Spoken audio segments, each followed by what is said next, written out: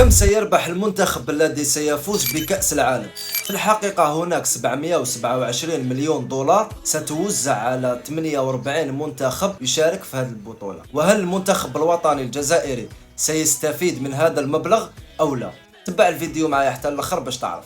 المركز الأول سيفوز ب50 مليون دولار، أما المركز الثاني 33 مليون دولار، أما الثالث 29 مليون دولار، والرابع 27 مليون دولار. يعني ما كانش فرق بيناتهم بزاف. أما من الخامس فما فوق راح يبدأ ينقص المبلغ شوية. من الخامس إلى السادس عشر حوالي 15 مليون دولار، ومن السابع عشر إلى 32 حوالي 11 مليون دولار، ومن 33 إلى الأخير حوالي 9 مليون دولار. وهناك منحة لكل منتخب شارك في كأس العالم ب1.5 مليون دولار للإعداد والتحضير. طبعا كي نحسبوها كل منتخب سيستفيد حوالي 10 مليون دولار على الأقل. يعني هنا نعرفوا بلي المنتخب الوطني الجزائري سيستفيد من هذا المبلغ. ما تنساش دير متابعة وتبارطاجي الفيديو.